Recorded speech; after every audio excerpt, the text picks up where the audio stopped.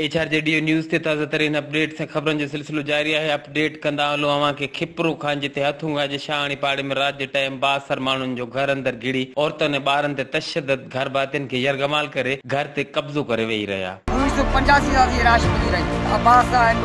Police वारो गुलाम मुस्तफा उहे रात जो आया जी छोकिरे मुंहिंजे खे माना यरगमाल कयूं अब्बास वटि ऐं पुलिस वारो गुलाम मुस्तफा हिन महिल बाक़ाइदे हथियार हुआ।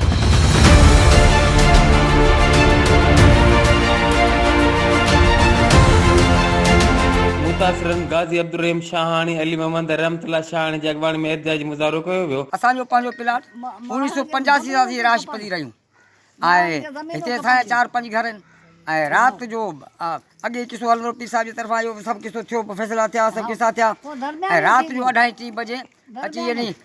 आया अब्बास ऐं हिकिड़ो पुलिस वारो गुलाम मुस्तफा जेको आहे हिते ड्यूटी ते आहे उहे राति जो आया जी छोकिरे मुंहिंजे खे माना यरगमाल कयूं मुंहिंजे छोकिरे खे माना तमामु बदतमीज़ी असांजे ॿार बचियूं नियाणी खे असांजी माना तंग करे वात ते हथु ॾेई छोकिरो तव्हां कुझु जी घटी कान्हे तव्हांजो असांजे घटि में घटि 4-5 एकड़ असांजे ॿार कढी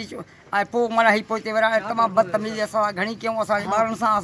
असां ख़ुदि सां ऐं मुंहिंजे छोकिरे जे जेकॾहिं कुशियात छोकिरे खे मारनि बाक़ाइदे असला थी मुसला थी आया अब्बास वटि ऐं पुलिस वारो गुलाम मुस्तफा हिन महिल बाक़ाइदे हथियार हुआ ऐं ॿिया बि सभु 20-25 माण्हू असां ते हमिलो करे राति टे माने हितां ई असांखे रोड टिपाए पोइ असांखे आंधी के बयान बचड़ा मुंहिंजा नियाणकियूं मुंहिंजो सुतल हुते 3:30 बजे आया असां ते कब्ज़ो करे मुंह ते हथ ॾेई घर में कढियूं मुंहिंजी नियाणी जो ॾेज आहे त तव्हां ख़बर आहे माइट ॾींदा आहिनि ॾेज में नियाणी खे उहो मुंहिंजो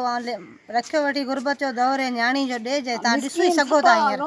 हुन मौक़े ते मुतासिर मुज़ाहिरीन साफ़ियुनि सां ॻाल्हाईंदे चयो त इलाइक़े जे 62 माण्हुनि अब्बास राजड़ हबीबुल्लाह ऐं ॿियनि पुलिस एहलकार गुलाम मुस्तफा हिंगोर जो गॾिजी हथूं जे शाहाणी पाड़े में रात जे टाइम मोहम्मद रमज़ान शाहानी ऐं गाज़ी अब्दुल रहीम शाहानी जे घरनि अंदरि घिरी रात जे टाइम काह करे निंड में सुतल औरतुनि ऐं ॿारनि ते सख़्तु तशद्दद करण बाद घरनि ते कब्ज़ो करे वेही रहिया।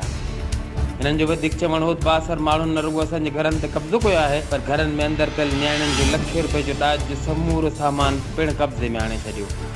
इन्हनि वसवारनि समेत DIG शहीद बेनज़ीराबाद ऐं SSP सांगड़ खां इंसाफ़ जी घुर कई। HRJDO न्यूज़ ते हिन वक़्त ताईं बसि एतिरो ई। वधीक ख़बरनि ऐं अपडेट्स लाइ ॾिसंदा रहो HRJDO न्यूज़।